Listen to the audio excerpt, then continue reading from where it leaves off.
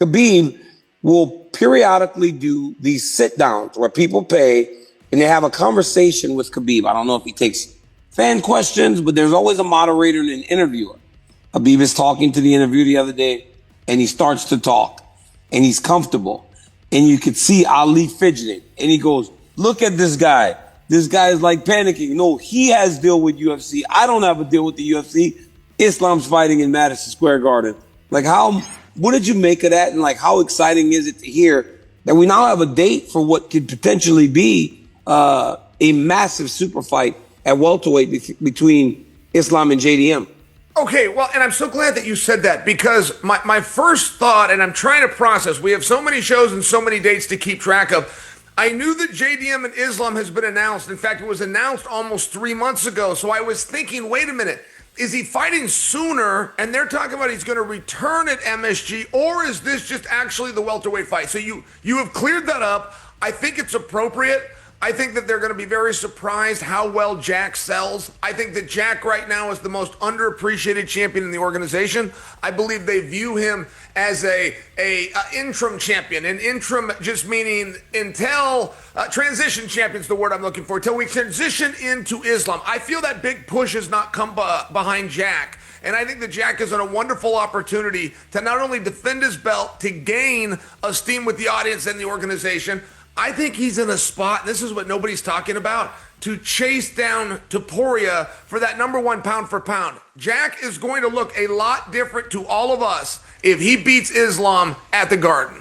Well, that's absolutely true, right? It's a massive opportunity for both. Obviously, Islam has the opportunity and ability to become a two-division UFC champion. But for Jack Della Maddalena, like you said, Chael, so many hold Islam in such high regard that when he becomes, or if he becomes champion, he goes back to number one pound for pound, which is right where he was to begin with. Jack Della beat Bilal Muhammad and still hasn't gotten that rub yet. He needed to beat a guy or fight a guy that elevates you. We talk about this constantly, how standing in the ring with John Jones elevated me to the point that when I fought Stipe, it could elevate him, or Volkan Ozdemir, all those other guys. I don't know if Bilal did that for Jack.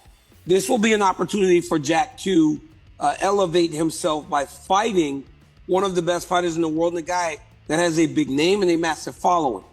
Here's the thing, though. Islam tried to tell us this a long time ago. He said, I would like to fight in Madison Square Garden.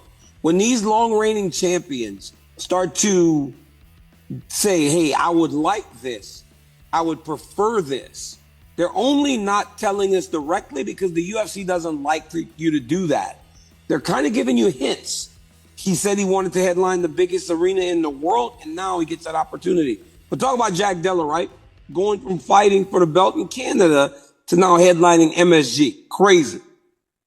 I just love what you just did a moment ago, where you just kind of let the audience in on a glimpse, because you and I, as much as they think we're armed with inside information that we're keeping secrets from them, we're not. We've just gotten a little better at the detective skills. If you have two guys coming at each other in the media and everything's going well, and all of a sudden they just go away, they stop saying anything, that means the fight has been signed. Yep. It's right. As soon as they start talking, that means we have bout agreements and we're going to wait for the press conference.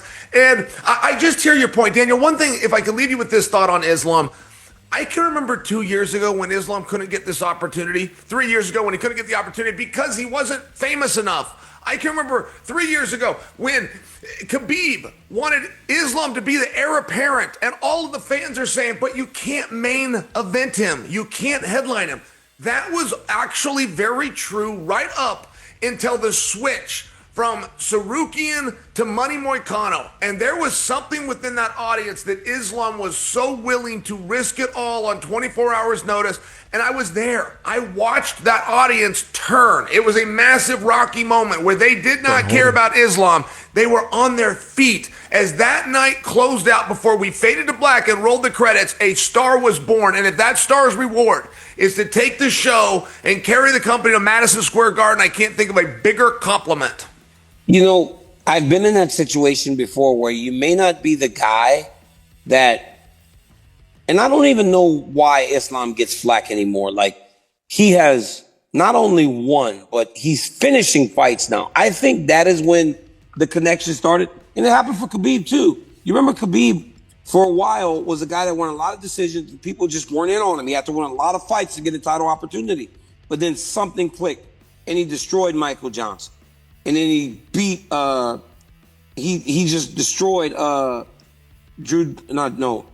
Quinta. It was a decision, but he won all 5 rounds. He won 50-42, which never happens. And he beats Conor McGregor in the way that he did. Finishes Dustin Poirier, finishes Justin Gaethje. When the finishes came, people gained a better appreciation for what they are inside the octagon.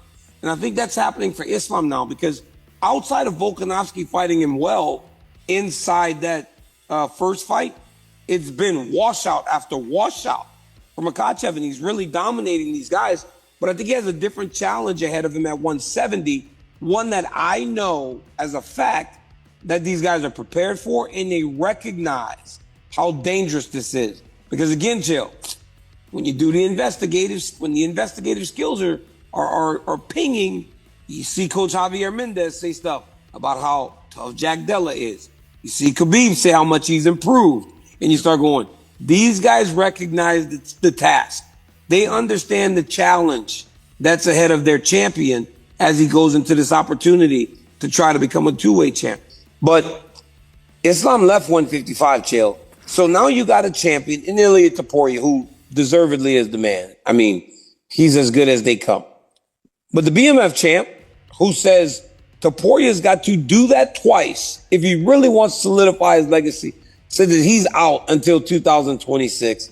What does that mean for the lightweight division? Hey, the BMF champ said, though, if Topuria really wants to hammer home that legacy, he's got to do that twice. I am so proud of Max Holloway for doing this. I mean, I got to tell you, the game that he is playing through the media, we would have laughed, and I believe, partner, we actually did. When Max started to say, well, I'm going to come up here and I'm just going to challenge Ilia Topuria. I'm going to defend that same BMF belt that I used as a golden ticket, go down to 145. It's the exciting guy at a different weight class. And we teased him. But all of a sudden, Max versus Ilia is not that far of a way. What an incredible claim by Max. You did it once, but you have to do it twice. I mean, that's how things become real. I watched Matt Hughes, not before he did the fight, after the fight was done, hold that belt up and say, you're not a champion until you defend it. That has gone through our industry for 20 years. There is absolutely no truth to it whatsoever. No. If they give you that belt one time, you are the champion. But I'm just saying, what a great job by Max. Oh, really? The first one doesn't count? You got to do it twice. Okay. All right, Max. I'm in.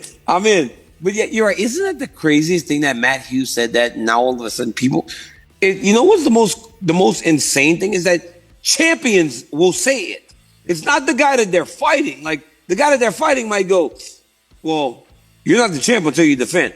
So if Jack Della Maddalena goes to Bilal and goes, you ain't the champion until you defend. Now all of a sudden he beats him. Now you're telling me Bilal Muhammad was never the UFC champion?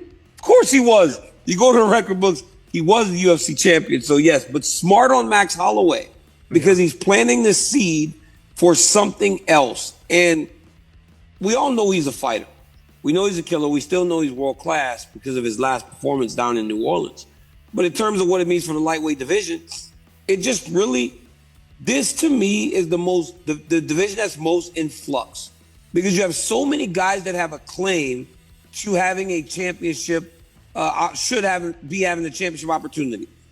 Justin has a claim. Justin goes, hey, I lost to Max, but I'm 3-1 in my last 4 fights. Max Holloway can now say, I have a claim. I just became the first guy to defend the BMF championship. I won a title fight, and I have history with this guy. Paddy Pimblett has a claim. Arman Tsarukyan is the #1 contender. He has such a strong claim that he was on the marquee to fight the champion earlier this year. You got 4 dudes that have legitimate claims to fighting for the belt, but ultimately only one can. So who's going to get that fight, Chael? Who's going to get Topuria? And whoever gets Topuria, where does it leave the rest? Tsarukyan. Tsarukyan is your answer. That fight is all but done. He also happens to be the right guy. Now, absent of an illness or injury, absent of something that's unforeseen, that fight will go down, and I don't believe it'll take place in this calendar year. You know, I mean, and I know that sounds like so long to say 2026. It's not. As you look at their calendar in the UFC, just what they've already released, you and I are discussing November and December right now. I only share. That is the fight. By the way, let me just give you a little insight to Tsarukyan. He is the right-hand man. He is the top training partner for Khamzat Chimaev right now. I find that to be interesting. He's doing his training with Coach Cal. I spoke to Coach Cal. I actually asked if I could come in and we could maybe steal a little bit of footage. And my point is, you just don't train at that level of Coach Cal in your off time. Right, no. That is not off-time training. That's not in between. And Ilia's biggest tell.